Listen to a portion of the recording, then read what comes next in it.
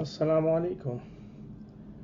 ہمارے اسماعیل بھائی کی طرف سے جو نیا ہمیں حکم ملا ہے وہ یہ ہے کہ حیات النبی کے حوالے سے کچھ بات کی جائے۔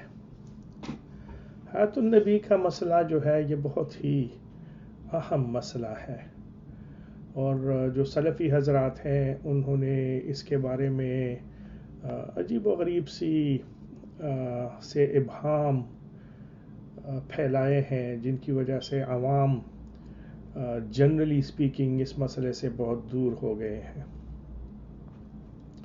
حیات النبی اور حیات الصحابہ اور حیات المؤمنین اور حیات الشہداء،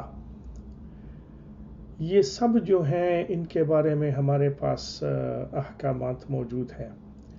وہ احکامات قرآن سے بھی ثابت ہیں، وہ حدیث سے بھی ثابت ہے، وہ صحابہ کرام کے اقوال سے بھی ثابت ہیں، وہ ائمہ اربعہ کے اقوال سے بھی ثابت ہیں۔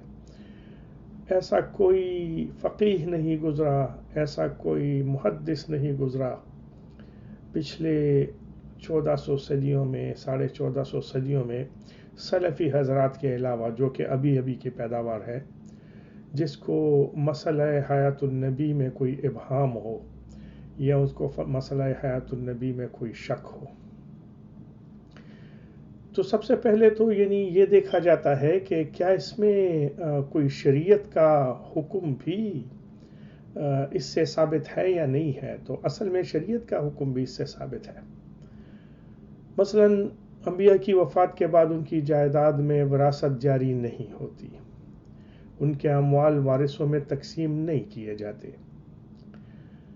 مثلا انبیاء علیہ السلام کی وفات کے بعد ازواج مطہرات سے کسی ایماندار کا نکاح درست نہیں، جبکہ شہداء اور بعض دوسرے مومنین بھی حیات ہوتے ہیں، مگر شہداء اور دوسرے ایمانداروں کی ازواج سے عدت کے بعد دوسرے مسلمانوں کا نکاح درست ہے۔ اب اگر یہ حیات انبیاء کی یہ حیات بالکل اسی طرح نہ ہوتی جیسے کہ بدن والی حیات ہوتی ہے، تو پھر کیا ان کی وراثت تقسیم نہ ہوتی؟ پھر کیا ان کے بعد جو ازواج مطہرات رہ جاتی ہیں، کیا ان سے نکاح جائز نہ ہوتا، جس طرح کے باقی مومنین کی، ایون شہداء کے بارے میں، جس کے بارے میں نص قطعی ہے قرآن سے کہ وہ جو ہے تو وہ زندہ ہیں، اس کے باوجود بھی ان کی ازواج مطہرات سے نکاح عدت کے بعد جائز ہو جاتا ہے، جبکہ انبیاء کی وفات کے بعد جائز نہیں ہوتا۔ انبیاء علیہ السلام کے اجساد کو مٹی نہیں کھا سکتی، نہ فنا کر سکتی ہے، وہ اجساد دنیاویہ کے ساتھ قبر میں محفوظ اور زندہ ہوتے ہیں۔ یہی تمام علماء اہل سنت والجماعت کا عقیدہ ہے، اور یہی ہمارا علماء دیوبند کا بھی عقیدہ ہے۔ ہمارا کا یہ مطلب نہیں کہ میں اپنے آپ کو علماء دیوبند میں سمجھتا ہوں، میں تو خیر ایک طالب علم بھی نہیں ہوں، اس سے بھی کم میری حیثیت ہے، لیکن بہرحال میں جن علماء دیوبند کو فالو کرتا ہوں ان کا بھی یہی عقیدہ ہے، جبکہ تمام کے تمام بریلوی علماء کا بھی یہی عقیدہ ہے۔ ایسا نہیں ہے کہ دیوبند کے علماء جو ہیں تو ان میں کوئی وہ ہیں الگ ہیں، دیوبند کے علماء کا بھی یہی عقیدہ ہے اور بریلوی حضرات کا بھی یہی عقیدہ ہے۔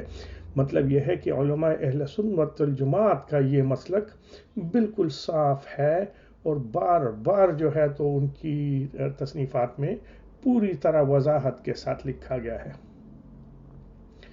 جیسے کہ یہ بیان کہ روضہ اقدس پر جا کر درود شریف پڑھنے والوں کے درود شریف کو اور سلام کو آپ صلی اللہ علیہ وسلم بلا واسطہ سنتے ہیں اور جواب دیتے ہیں، اور دور سے سلام پڑھنے والے کے درود و سلام کو آپ تک روضہ شریف میں فرشتے پہنچاتے ہیں۔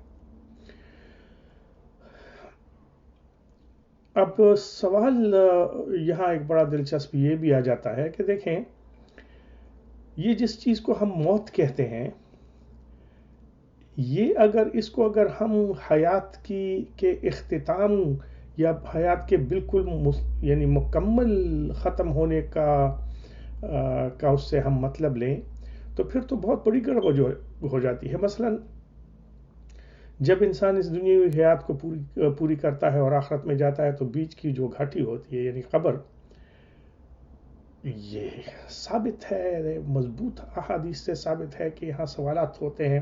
پہلا سوال یہ ہوتا ہے کہ تمہارا رب کون ہے، دوسرا یہ ہوتا ہے کہ تمہارا دین اور مذہب کیا ہے، تیسرا یہ کہ تمہاری دینی رہنمائی کے جو رسول بھیجا گیا وہ کون ہے۔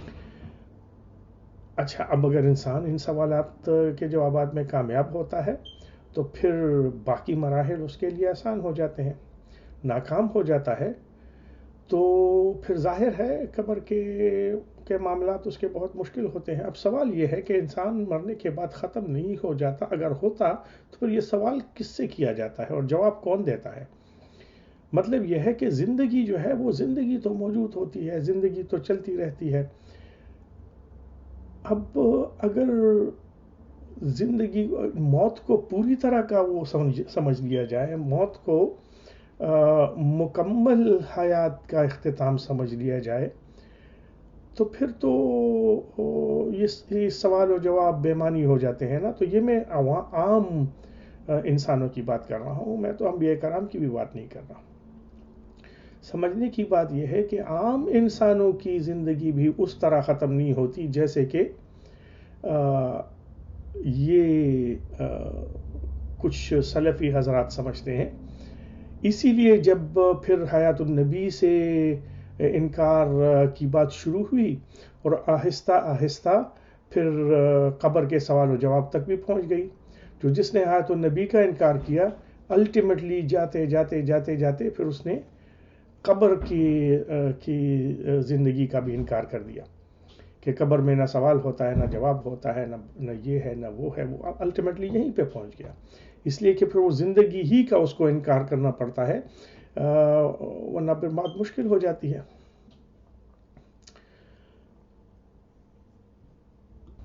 اچھا، اب آ جاتے ہیں قرآن کی طرف کہ قرآن میں کہیں ہمیں حیات النبی کا ثبوت ملتا ہے یا نہیں۔ جب ہم حیات النبی کی بات کرتے ہیں تو سارے کے سارے انبیاء کرام کی حیات کی بات کرتے ہیں، ہم صرف رسول اللہ صلی اللہ علیہ وسلم کی بات نہیں کر رہے ہوتے۔ تو قرآن کی آیت ہے وَأَسْأَلُ مَنْ أَرْسَلْنَا مِنْ قَبْلِكَ مِنْ رُسُلِنَا أَجَعَلْنَا مِنْ دُونِ الرَّحْمَنِ آلِهَةً يَعْبُدُونَ، اور آپ ان سب پیغمبروں سے جنہیں ہم نے آپ سے پہلے بھیجا ہے پوچھ لیجئے، کیا ہم نے رحمان کے سوا دوسرے معبود ٹھہرا لیے تھے کہ ان کی عبادت کی جائے؟ اچھا، اب یہ بتائیں اگر سارے کے سارے پیغمبر زندہ ہی نہیں ہیں اور ان معنوں میں فوت ہیں جن معنوں میں فوت یہ سلفی حضرات سمجھتے ہیں، تو پھر اس کا کیا مطلب ہے؟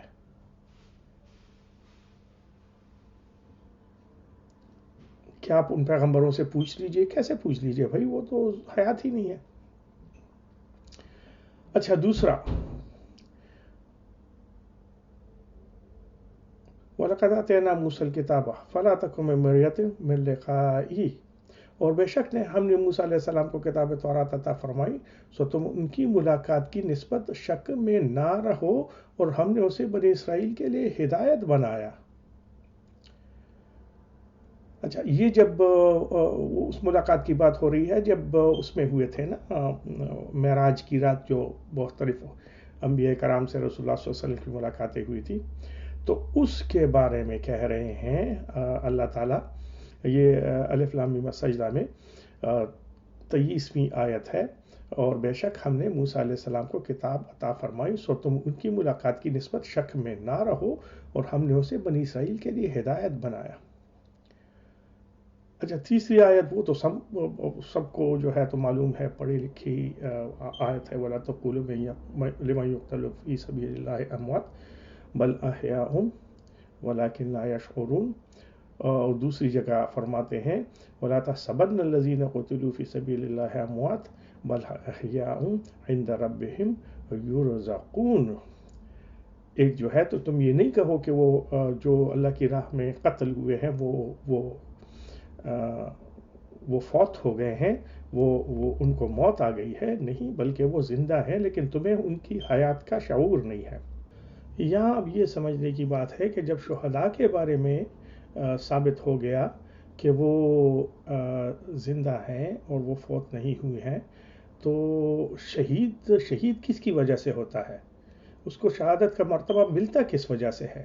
اسی وجہ سے تو ملتا ہے کہ وہ نبی کی مکمل تابعداری کر رہا ہوتا ہے، اس کی اتباع کر رہا ہوتا ہے، نبی ہی کی وجہ سے تو وہ شہید ہوتا ہے، نبی ہی کے حکم پر تو وہ شہادت کے اتنے بڑے درجے تک پہنچتا ہے۔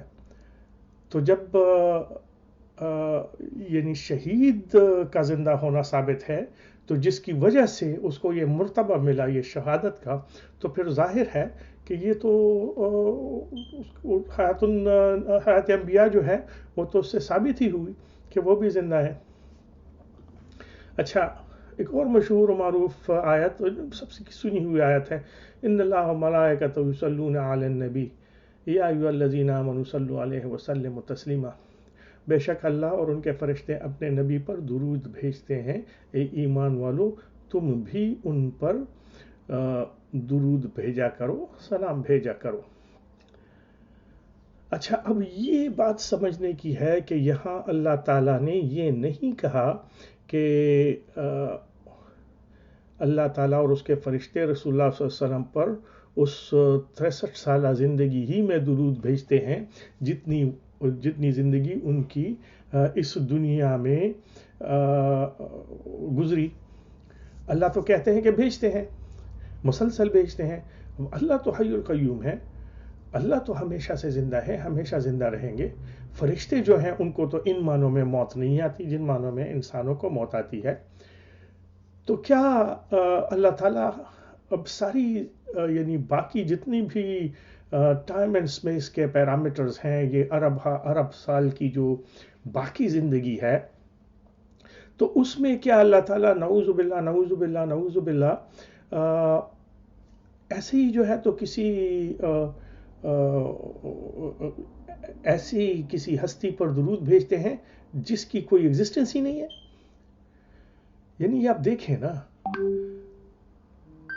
کیا رسول اللہ صلی اللہ علیہ وسلم کے لیے یہ سوچنا مناسب ہے کہ اللہ اپنی تمام تر رحمتوں کے ساتھ ان کی طرف متوجہ ہے اور اپنے نبی صلی اللہ علیہ وسلم پر وہ درود بھیج رہے ہیں جیسے کہ درود بھیجنا اللہ کے شان کے مطابق ہے، جیسے کہ خالق بھیجا کرتا ہے۔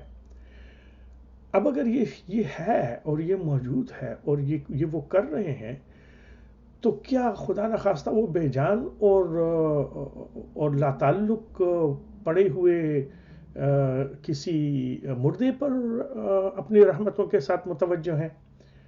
اب کیسے یہ یقین کیا جا سکتا ہے کہ رسول اللہ صلی اللہ علیہ وسلم جو ہے تو وہ نعوذ باللہ بے جان پڑے ہوئے ہیں اور اللہ اپنی رحمتوں کے ساتھ ان کی طرف متوجہ ہے اور فرشتے بھی اپنی ساری کی ساری برکتوں کے ساتھ ان کی طرف متوجہ ہیں، جبکہ وہ ہے ہی نہیں، جبکہ وہ موجود ہی نہیں ہے، تو وہ کس طرف متوجہ ہے؟ تو یہ ایک عجیب و غریب سی بات جو ہے تو یہ لوگ کبھی کبھی کر لیتے ہیں۔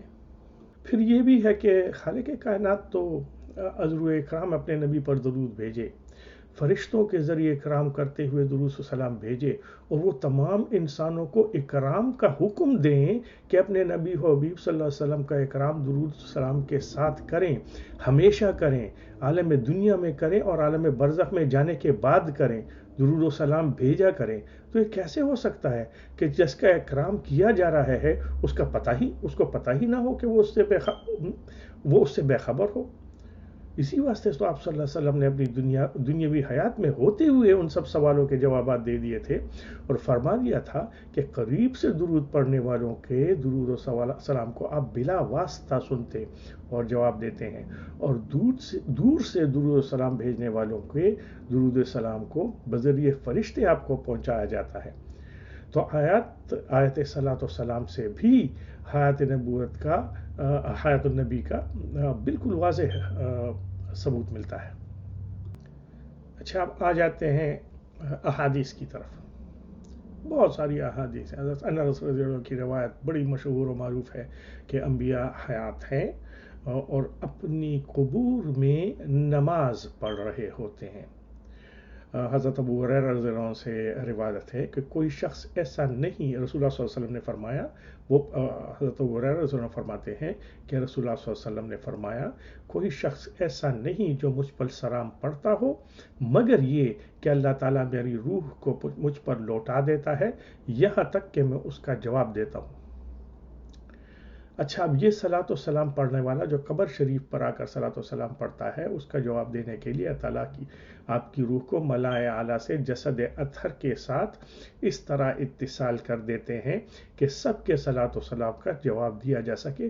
ظاہر ہے دن اور رات لاکھوں فرشتے، انسان اور جن آپ کی قبر شریف پر صلاۃ و سلام پڑھتے ہوتے ہیں اور آپ صلی اللہ علیہ وسلم سب کے جواب دیتے ہیں۔ یہ اگر روح اور جسم کا اتصال نہ ہو تو کیسے ممکن ہے؟ ظاہر ہے کہ یہ اتصال ہے، اسی لیے ممکن ہے۔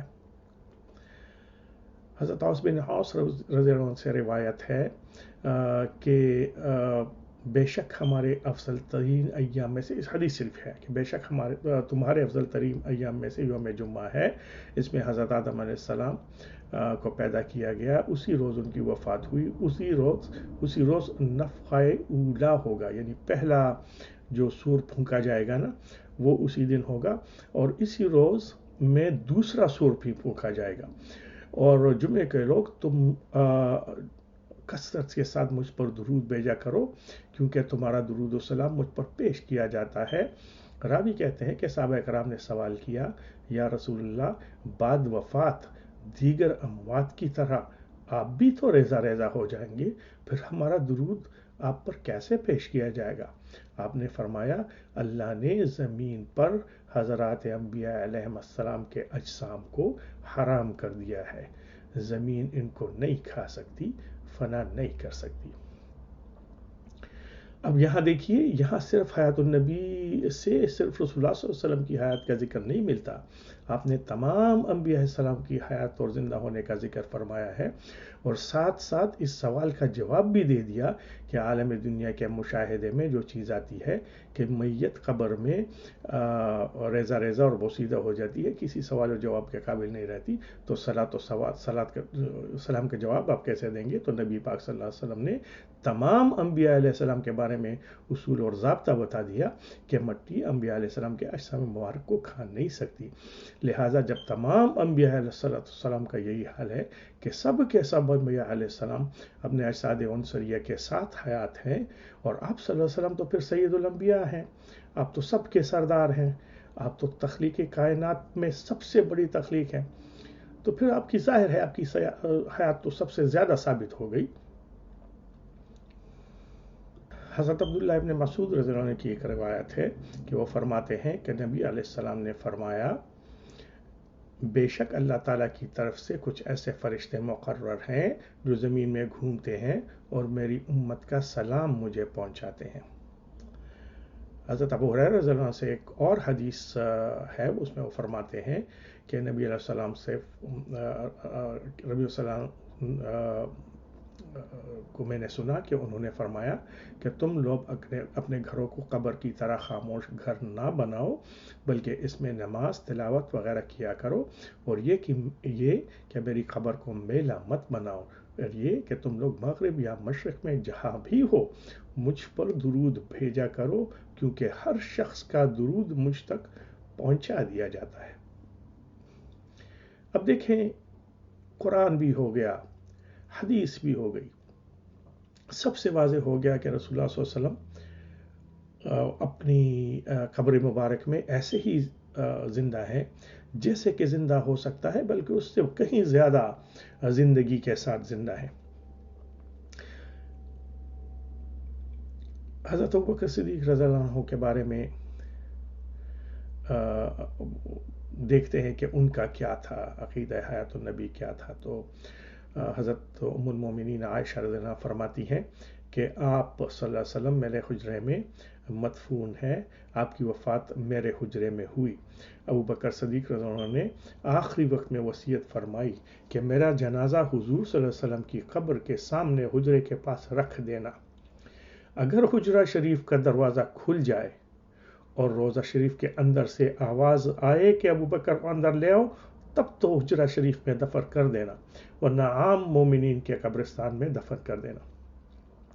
چنانچہ جب حضرت ابوبکر رضی اللہ عنہ کی وفات کے بعد وصیت کے مطابق عمل کیا گیا، جب ابوبکر صدیق رضی اللہ عنہ کا جنازہ حجرہ شریف کے سامنے رکھ دیا گیا تو قبر شریف کے اندر سے آواز آئی، ادخلوا الحبیب الی الحبیب، محبوب کو اپنے محبوب کے پاس لا کر دفنا دو۔ اب دیکھیں حضرت ابوبکر صدیق رضی اللہ عنہ کا کیا عقیدہ تھا۔ اگر ان کا یہ عقیدہ ہوتا کہ رسول اللہ صلی اللہ علیہ وسلم اپنی قبر مبارک میں زندہ نہیں ہے تو پھر یہ کیا وہ یہ کیوں کرتے کہ حجرہ شریف میں مجھے تبھی دفنانا تھا، اندر سے آواز آئے؟ کیا ان کو پتہ نہیں تھا کہ کیسے آواز آئے گی؟ ان کا یہ عقیدہ ہوتا کہ وہ خدا نخواستہ وہ آپ مردہ ہو گئے ہیں تو کیا وہ یہ سارا کام کرتے؟ پھر ظاہر ہے۔ اچھا پھر یہ بھی دیکھیے کہ سارے کے سارے صحابہ کرام موجود تھے، سارے کے سارے صحابہ کرام نے ان کی اس وصیت پر پھر عمل کیا، یعنی انہوں نے تو وصیت کر دی، ان کا خیال تو تھا کہ رسول اللہ زندہ ہیں، سارے کے سارے صحابہ کرام کا بھی یہ خیال تھا کہ وہ زندہ ہیں، اسی لیے تو ان کی اس وصیت پر پھر عمل کیا گیا۔ اگر صحابہ کرام کا یہ عقیدہ نہ ہوتا تو کیا پھر وہ حضرت ابوبکر رضی اللہ عنہ کے کہنے پر کیا وہ غیر شرعی کام کرتے؟ لیکن نہیں، انہوں نے کیا، نہ صرف یہ کہ انہوں نے کیا بلکہ حضرت عائشہ رضی اللہ عنہ سے زیادہ جو ہے تو اسلام کس کو معلوم تھا، حضرت عائشہ رضی اللہ عنہ نے خود یہ کیا۔ حضرت عمر رضی اللہ عنہ کا آپ دیکھیے، آپ جب بھی مدینہ شریف کے باہر سفر سے واپس ہوتے، روضہ اطہر کے پاس حاضر ہو کے درود و سلام پڑھتے اور دوسرے صحابہ کرام کو بھی تلقین فرماتے۔ حضرت صاحب بن یزید رضی اللہ عنہ کہتے ہیں کہ میں مسجد نبوی صلی اللہ علیہ وسلم میں کھڑا تھا، کسی شخص نے کنکری ماری، کیا دیکھتا ہوں کہ حضرت عمر فاروق رضی اللہ عنہ میرے پیچھے کھڑے ہیں۔ آپ نے مجھے فرمایا کہ ان دونوں شخصوں کو میرے پاس لے آؤ۔ میں جا کر ان کو آپ کے پاس لے آیا۔ آپ نے ان سے فرمایا تم لوگ کہاں سے آئے ہو؟ انہوں نے جواب دیا ہم طائف سے آئے ہیں۔ ان پر حضرت عمر رضی اللہ عنہ نے فرمایا اگر تم لوگ اہل مدینہ میں سے ہوتے تو میں تمہیں سزا دیتا، اس لیے کہ تم مسجد نبوی میں آئے ہو اور حضور صلی اللہ علیہ وسلم کے پاس آواز بلند کر رہے ہو۔ تو اس روایت ایک اور روایت اسی طرح کی روایت ہے، وہ اس میں صحیح بخاری شریف میں بھی ہے۔ اس روایت میں حضرت عمر نے فرمایا کہ تم لوگ باہر کے مسافر ہو ورنہ تمہیں سزا دی جاتی، کیونکہ تم لوگ رسول اللہ صلی اللہ علیہ وسلم کے پاس ان کی مسجد میں آواز بلند کرتے ہو جو کہ آپ صلی اللہ علیہ وسلم کی اذیت کا سبب ہے۔ اس جرم کے بدلے میں تم سزا کے مستحق ہو، مگر چونکہ تم لوگ مسافر ہو، باہر سے آئے ہو اور آنے جانے میں ایسا ہو گیا ہوگا، اس لیے معاف کیا جاتا ہے، آئندہ ایسا مت کرنا۔ اب یہ دیکھیں حضرت عمر رضی اللہ عنہ کیسے یعنی حیات النبی کے کیسے قائل ہیں کہ وہ یہ بھی برداشت نہیں کر سکتے کہ رسول اللہ صلی اللہ علیہ وسلم کی مسجد میں آواز سے تیز آواز سے بات کی جائے۔ وہ ان کو ایسا ہی زندہ سمجھ رہے ہیں جیسا کہ ان کی حیات میں ان کو زندہ سمجھا جاتا تھا، اور ان کو جو ہے تو وہ جو قرآن کی آیت ہے اس کو ایسا ہی ان پر اب بھی جاری سمجھتے ہیں کہ اپنی آوازوں کو نبی کی آواز سے اونچا نہ کیا کرو، ایسا نہ ہو کہ تمہارے سارے اعمال ضائع ہو جائیں اور تمہیں پتہ بھی نہ چلے۔ حضرت عثمان رضی اللہ عنہ کا جب باغیوں نے محاصرہ کر لیا تھا تو بعض صحابہ کرام نے آپ کو مشورہ دیا کہ بہتر ہے آپ شام تشریف لے جائیں، وہاں کی افواج زیادہ مضبوط ہیں، آپ کی پوری حفاظت کریں گی۔ تو حضرت عثمان رضی اللہ عنہ نے جواب دیا میں اس کو جائز نہیں سمجھتا کہ دارالحجرت کو ترک کر دوں اور رسول اللہ صلی اللہ علیہ وسلم کی ہمسائیگی کو چھوڑ دوں۔ اچھا یہ ظاہر ہے کہ حضرت عثمان رضی اللہ عنہ حضور صلی اللہ علیہ وسلم کو زندہ سمجھتے تھے اور آپ کی ہمسائیگی سے جدا ہونا نہیں چاہتے تھے، آپ سے جدا ہونے کو ناجائز و زار سمجھتے تھے۔ اگر نعوذ باللہ وہ آپ کو مردہ سمجھتے تو پھر ہمسائیگی کا تصور کیسے ہو گیا؟ علی رضی اللہ عنہ فرماتے ہیں کہ جو شخص رسول اللہ صلی اللہ علیہ وسلم کے روضہ اطہر کی زیارت کرے گا وہ اس وقت نبی علیہ السلام کا ہمسایہ اور جوار میں ہوگا۔ اب دیکھیں دوسری روایت علی رضی اللہ عنہ سے یہ ہے کہ ایک دیہاتی حضور صلی اللہ علیہ وسلم کے روضہ اطہر کے پاس حاضر ہوا اور عرض کیا یا رسول اللہ، آپ نے جو پروردگار سے سنا ہم نے آپ سے سنا، اور جو کچھ آپ نے اللہ کی جانب سے یاد کیا ہم نے آپ سے یاد کیا۔ آپ پر جو آیات نازل ہوئیں ان میں یہ آیت شریفہ بھی ہے. یہ سورہ نساء کی آیت 64 کی بات ہو رہی ہے. جب ان لوگوں نے آپ پر نافرمانیوں کے ساتھ ظلم کیا تو اگر یہ لوگ آپ کے پاس آتے اور اللہ تعالیٰ سے مغفرت چاہتے اور آپ بھی ان کے لیے بخشش مانگتے تو یہ لوگ اللہ تعالیٰ کو توبہ قبول کرنے والا اور رحم کرنے والا پاتے. تو اس پر روزہ تھرت کے اندر سے آواز آئی اللہ تعالیٰ نے تجھے بخش دیا.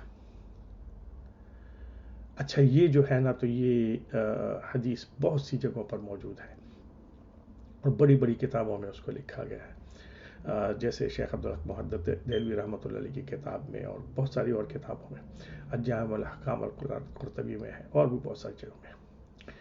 اچھا ان روایت سے معلوم ہوا کہ خلفائے راشدین اور دوسرے عام صحابہ کرام بھی حیات النبی کے قائل تھے. چنانچہ مذکورہ آخری روایت میں ایک دیہاتی صحابی رضی اللہ عنہ نے حیات النبی کے عقیدے سے آپ کو خطاب کیا اور آپ کے ذریعے گناہ بخشوانے کی کوشش کی. اندر سے آواز آئی اللہ نے آپ کو بخش دیا. جیسا کہ حضرت ابوبکر رضی اللہ عنہ کے جنازے کو حجرہ شریف میں دفن کرنے کے لیے اندر سے آواز آئی تھی. آپ صلی اللہ علیہ وسلم نے فرمایا کہ ابوبکر رضی اللہ عنہ میرا حبیب ہے اور ان کو اپنے حبیب یعنی میرے پاس ہی دفن کر دو.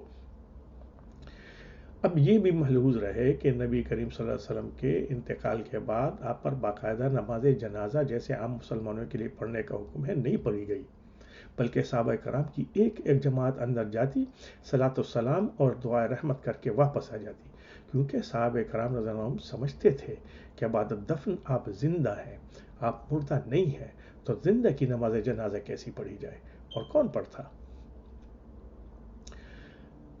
حضرت عائشہ رضی اللہ عنہ فرماتی ہیں کہ میں اپنے حجرے میں جہاں رسول اللہ صلی اللہ علیہ وسلم میرے ساتھ میرے والد صاحب مدفون ہیں، میں کھلی چادروں میں داخل ہو جایا کرتی تھی. مجھے یہ خیال ہوتا کہ حجرے میں تو ایک میرا شوہر ہیں، دوسرے میرے والد ہیں، پردے کا اہتمام نہیں کرتی تھی. لیکن جب حضرت عمر رضی اللہ عنہ کو اس میں دفن کیا گیا، قسم بخدا اس کے بعد سے میں کپڑے کو اچھی طرح کس کر باندھ کر پردہ کر کے اندر جاتی ہوں، کیونکہ حضرت عمر رضی اللہ عنہ سے حیا آتی ہے. جس کا مطلب یہ ہوا کہ حضرت عائشہ نبی صلی اللہ علیہ وسلم حضرت عائشہ جو ہے وہ نبی علیہ الصلوۃ والسلام کے انتقال کے بعد پھر حضرت ابوبکر رضی اللہ عنہ کے انتقال کے بعد جب حجرے میں جاتی تو ان کو زندہ سمجھتے ہوئے ان سے حیا نہیں کرتی تھی، کیونکہ ایک تو آپ کے شوہر تھے، دوسرے آپ کے والد. لیکن حضرت عمر رضی اللہ عنہ کو دفنانے کے بعد اب پردے کا اہتمام کیے بغیر حجرے میں نہیں جاتی، کپڑا باندھ کر جاتی، کیونکہ وہ سمجھتی تھی کہ حضرت عمر رضی اللہ عنہ بھی زندہ ہے. اگر پردے کے بعد جائیں تو یہ بے حیائی کی بات ہے. تو حضرت عائشہ تو حضرت عمر کو بھی جو ہے تو زندہ سمجھتی ہیں.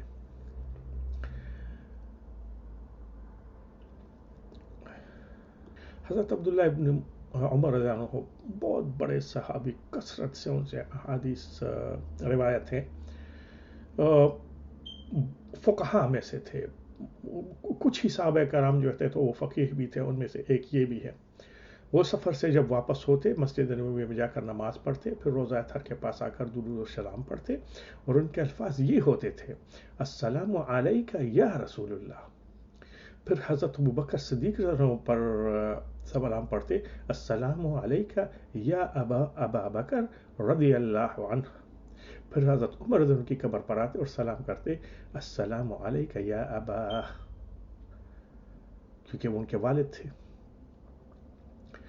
حضرت نافع رضی اللہ عنہ فرماتے ہیں، یہ ان کے شاگرد تھے، کہ میں نے عبداللہ بن عمر رضی اللہ عنہ کو 100 دفعہ سے زیادہ مرتبہ دیکھا کہ جب سفر سے واپس ہوتے تو نماز پڑھتے، پھر روزہ اطہر میں سلام کے لیے کھڑے ہو جاتے اور السلام علیک یا رسول اللہ کہہ کر سلام پڑھتے.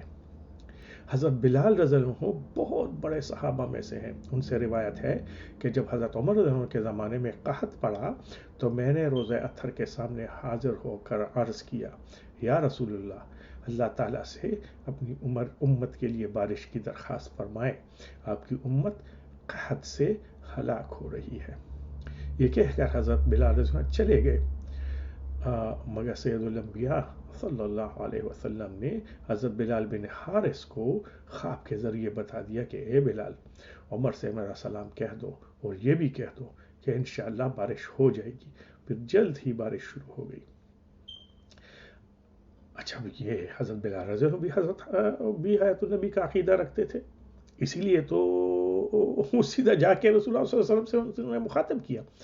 اگر خدا نہ خواستہ وہ ان کو زندہ ہی نہ سمجھتے تو پھر کیوں جا کے وہ ان سے مخاطب ہوتے؟ نہ صرف یہ کہ مخاطب بلکہ دعا کے لیے فرمایا، پھر جواب بھی فوراً ہی آ گیا. اچھا، یہ تو ہو گئے صحابہ کرام اور قرآن اور حدیث. اب فقہا میں امام ابو حنیفہ رحمۃ اللہ علیہ تابعی ہیں. آپ نے کم از کم 4 صحابہ کرام اور زیادہ سے زیادہ 10 صحابہ کرام کو اپنی زندگی میں دیکھا ہے. آپ فقہائے اربعہ میں سے سب سے بڑے امام ہیں. ان کا مسلک کیا ہے؟ تو ان کا مسلک جو ہے وہ علامہ حسن بن عمار فرماتے ہیں کہ حضرت امام حنیفہ کا مسلک یہ ہے کہ جو شخص حضور صلی اللہ علیہ وسلم کی زیارت کا قصد و ارادہ کرے اسے چاہیے کہ کثرت سے درود و سلام عرض کرے، کیونکہ جب آپ صلی اللہ علیہ وسلم خود درود شریف کو سنتے ہیں، جب زیارت کرنے والے درود و سلام پڑھتے ہیں اور دور سے پڑھتے ہیں تو آپ تک درود شریف کو پہنچا دیا جاتا ہے. اچھا، امام شافعی رحمۃ اللہ علیہ کے نزدیک کیا ہے؟ امام شافعی رحمۃ اللہ علیہ کے فقہ شافعی کہتے ہیں کہ ہمارے نزدیک حضرت صلی اللہ علیہ وسلم زندہ ہیں، آپ میں حس اور علم سب چیزیں موجود ہیں. آپ دیکھیں وہ کیا فرما رہا ہے، حس اور علم سب چیزیں موجود ہیں. آپ صلی اللہ علیہ وسلم کے پاس امت کے اعمال پیش ہوتے ہیں اور دور سے پڑھا گیا صلاۃ و سلام آپ کو پہنچا دیا جاتا ہے. اچھا، امام احمد بن حنبل رحمۃ اللہ علیہ فرماتے ہیں کہ حضرت صلی اللہ علیہ وسلم قبر مبارک میں زندہ ہیں اور نماز بھی پڑھتے ہیں. اچھا، اب یہ دیکھیں، یہ زندہ اور نماز کا تعلق جو ہے نا تو وہ ذرا سمجھنے کی ضرورت ہے. یعنی جس طرح زندہ لوگ جو ہیں ان کے لیے اعلیٰ ترین عبادت نماز ہے، تو اسی طرح رسول اللہ صلی اللہ علیہ وسلم ایسے زندہ ہیں کہ ان کے لیے بھی اعلیٰ ترین عبادت اب بھی نماز ہے. تو اس سے یہ نہ صرف یہ ثابت ہوا کہ رسول اللہ صلی اللہ علیہ وسلم زندہ ہے، بلکہ ایسے زندہ ہیں کہ نماز بھی پڑھتے ہیں. اگر کوئی جسم کے ساتھ زندہ نہ ہو، صرف روح ہی روح ہو، تو پھر نماز کا کیا تعلق؟ اچھا، ائمہ اربعہ سے بھی ثابت ہو گیا، قرآن سے بھی ثابت ہو گیا، حدیث سے بھی ثابت ہو گیا، صحابہ کرام سے بھی ثابت ہو گیا. اچھا، اب اس کے بعد جو ہے کیا گنجائش رہ جاتی ہے کہ اس کے علاوہ کوئی اور عقیدہ رکھا جائے؟ تو باتیں تو اور بھی بہت ساری کی جا سکتی ہیں. میں بہت بڑے جو ہمارے قریب کے زمانے کے علماء ہیں اور جنہوں نے اس پر باقاعدہ کتابیں لکھی ہیں،